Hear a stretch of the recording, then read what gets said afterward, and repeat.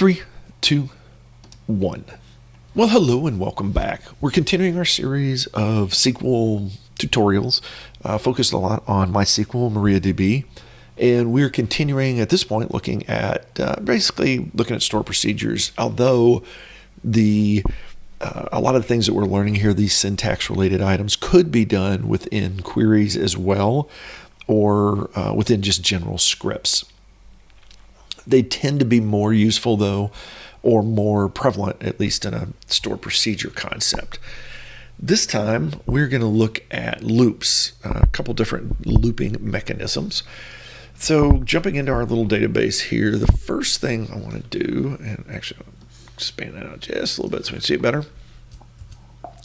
So this will be our first, oh, I've got an error somewhere in there. Let's see, set counter, blah, blah, blah. Oops, I didn't declare that yet, so I'm going to jump over. First thing we're going to do is we're going to look at loops, but let me walk about this before I fix that.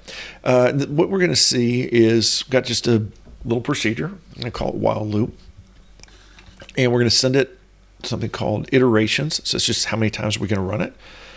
And then we're going to have a counter.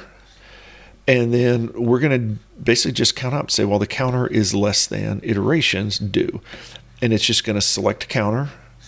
And then we're going to set counter equals counter plus 1. So let's see what we messed up with here. So if we go in here, he is iterations. He's going to clear that.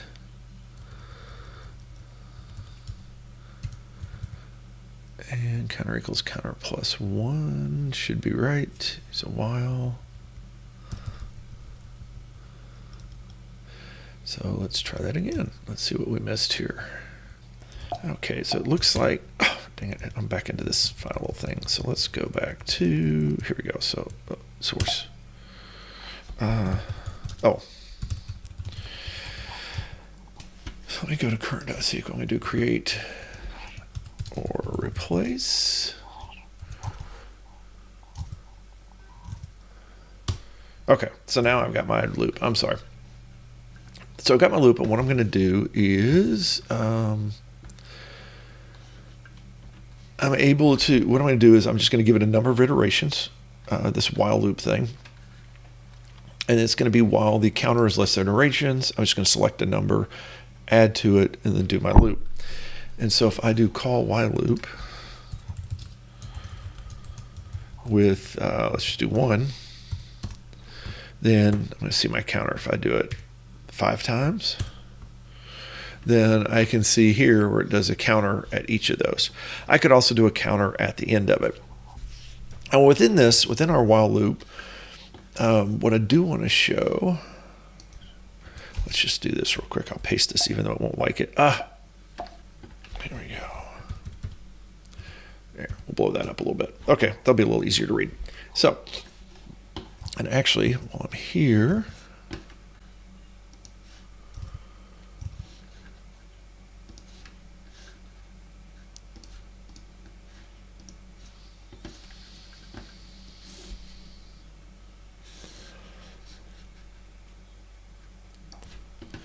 three, two, one.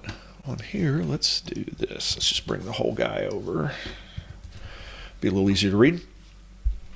So while we're in here, notice that it doesn't have like a begin or end. It's sort of like an if, is that you start with your while, and then you've got some commands, and then end while. Now in here, we can do all sorts of stuff. We can do selects, we can do updates, we can do whatever we want. This is just your typical coding syntax structure. So we're in pretty good shape now to start doing some loops if we wanted to. But as always, we may not want to do it as a while. But for example, I do want a good while example would be maybe you want to go through and process records in a table.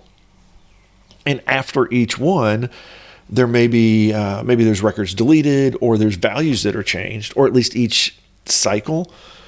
And you're going to want to basically requery it and just say, well, I still have records in here to process, then do processing. And you easily see this a lot with some sort of transactional type data where there's like, let's say there's a status that's not processed. And what you could do is, especially depending on the timing of the processing and stuff like that, it may take a little while. So it could be that the records to be processed have changed since you cycle through. Now, depending on the size of the table, it could be costly to have something where you're regularly checking, going back and hitting a bunch of records. But what you could do is have something where you start out and you do like, up here you do something like, select records to be processed. If I can type that right. First you do like select records to be processed. Then you do your processing loop. And then even within this, you would have like, well, let's do it this way. While we have records to process. So you grab them all, or maybe some limit of it, like say select next 10, or let's say next 100 records to be processed. And then you just keep on going through that. And then, you'd have an end while down here of records to process. So basically what you could do is you could say select the next 100, process them, and then come through and then select the next 100. So as long as you have some, you're going to keep iterating through it. You can have a couple of nested loops in that sense. Let me get rid of those for posterity's sake. And let me make sure in the notes that I have that. And then, oh, that's not the one I want. I want this one. So that's our while loop. Now another one we can do is a repeat loop. And that one looks like this. Whoops, let me throw this into current real quick. Apologies while I'm moving stuff around a little bit, because my copy and paste does not seem to like itself right now. So in this one with the repeat, same thing. I'm going to give it a number of iterations. It's going to feel basically the same. I'm going to do something a little different just to mix it up though. But I'm going to come in and I declare my counter. And I'm going to have a result, which is a string. So we don't want to get too long, but what it's done with each one is it's going to count. It's going to come in and it's going to set the result equal to whatever our number, the result is, plus the counter, and then a comma. So it'll be 1, 2, 3, 1, 2, 3, 4, 5, blah blah blah. Update our counter, and we're just going to repeat until the counter is greater than or equal to the number of iterations, and then in repeat. And then we're at the end just going to select the result. We're just going to print that out. So it won't be quite as complicated to see. Oh, so if I just do, let's see if I got that right. Okay, so he's there. I called him RepeatDemo. So now if I do call RepeatDemo, and let's say I do it, and we'll do it 5 times. So he comes through and he does 1, 2, 3, 4, and then a comma. And note, let's see, so I start with 1, and I'm going to repeat it until the counter is greater than or equal to the number of iterations. Well, in this case, it's actually, I probably wanted to start this at a 0 and change this around a little bit because I'm not getting 5 iterations, because I already started at iteration 1. And so when I come through here, he's checking it at 2. So really what I'd want to do is say greater than the number of iterations, and I don't want to do that. And I want to do create or replace. And now if I do it, oops, I need to put this into current. And now if I do that, now let's see, 1, 2, 3, 4, 5. So you have to be, as always, you have to be cognizant and intentional about how you do your numbers, and particularly off by ones, less than equal, greater than equal, things like that happen regularly. So you're going to want to see where your counter, gets incremented. And you would run into this with while loops as well. It just happened to be this is a good time to examine it. And really the difference between repeats and whiles is a while does the check at the beginning, which means it may not even run at all. Because you could say while true equals false, and it would just skip it because true never equals false. Repeat until always runs once at least. So if you did repeat until true equals false, then it will run it once and then it'll be done. So that's something to consider as well. Do you want it to run? Does your loop need to execute at least once or not? Is it something that you may not want to execute it at all? And so let's look at, let's see, oh, wrong one. Let's look at our next one, which is going to be, let's do a leave. Now what you can do here, let's bring this over here so we can read it. We're going to add labels. And this label here, we're just going to call it SP for store procedure. And we're going to call this thing leave me. And it's just going to go through, it's got this ID count. And what I'm going to do is I'm going to see, this is working with our tables again. So I'm going to see, do I have an ID for an app user equal to whatever ID I sent in? If I do, or I'm sorry, if I don't, which means if I can't find one here, and so let's look at that. So if we do a select count star from there, and let's say I make the ID equals 1. Oh, I'm sorry. It doesn't like that because of the into. Let's change this real quick. Sorry. So let's do count star. Let's get rid of the into.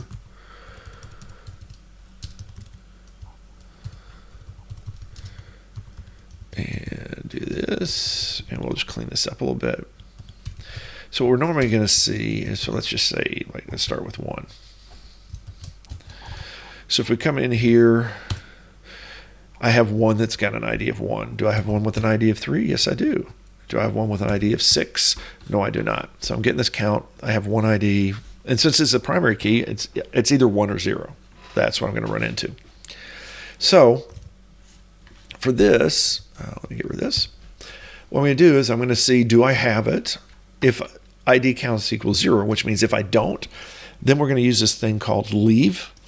And what leave does is it says basically jump out to leave this bracket, this labeled bracket. In this case, it's going to be the store procedure itself. So if they give me an ID that's not valid, I'm not going to do anything. Otherwise, I'm going to select star from app user. I'm going to get that record.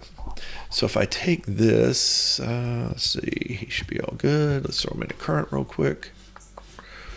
Well, let's do that. I think that's where he's at. Where is current? Let's close a couple of these like random files. Okay, so now, oh, not that one, this one. And so we're going to do our source current. There we go. And what do we call this? We call this leave me. So if we call leave me with 1, because we know the ID of 1 exists, then we get that record. If we do it with 2, then 2 doesn't exist, but 3 does, I think. There you go. 3 does 4, 4 does 5. 5 does, 6 does not. We just checked that, so 6 doesn't. So you either get the record or not.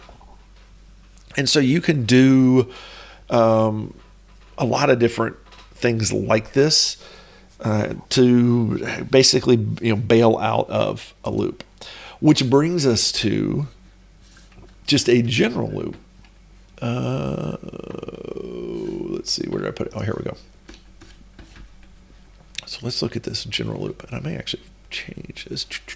Okay, so so let's put this where you can read it.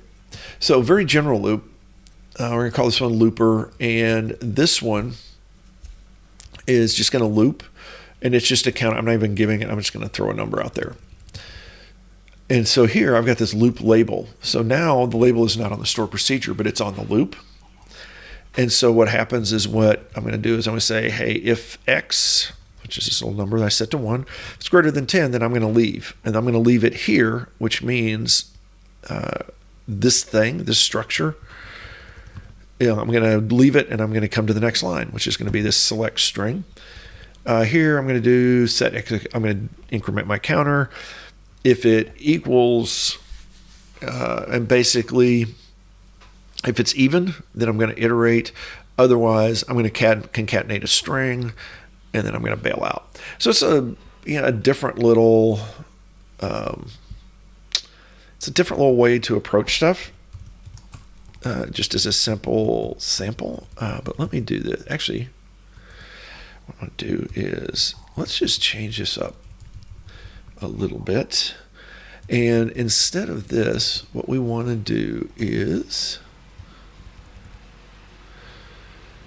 let's do. So this one we're going to come in and we're just going to start building up numbers. But if we get beyond 10, then we're going to leave the loop. Let's see. So let's go here. Let's go current. And let's make sure I've gotten that one sort of updated because I tweaked that a little bit. And now if I do current, okay, so he's good. And I called him looper, which has no parameters. So if I call it,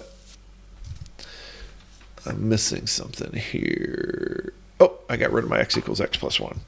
So that's a problem. Oh, I lost like a bunch of that. I did not copy that over properly.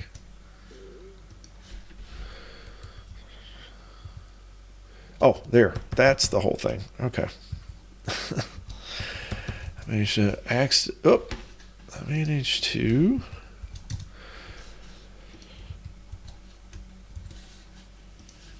totally screw that one up.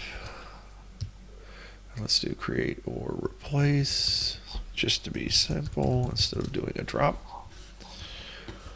And we're going to do over here, and we'll do the same thing, create or replace.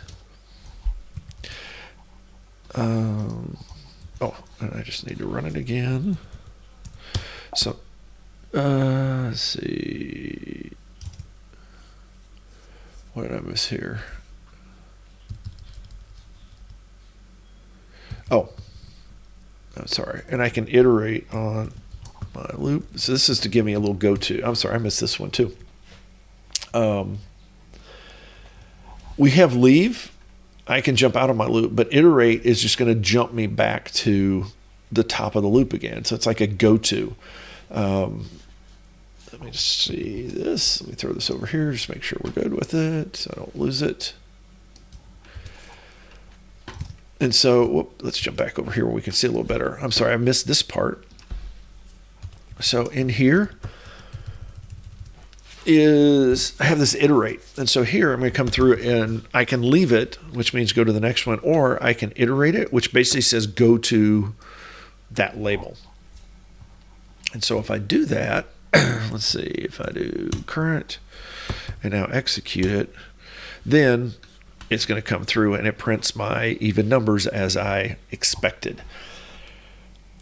So I think that's where we're going to wrap this one up because we've covered a couple little things with our looping mechanisms. We will return. We'll see some little bit more use of labels and ways to sort of pop around a little bit. And we've got some other structures within stored procedures that we can use to wheel and deal with our data.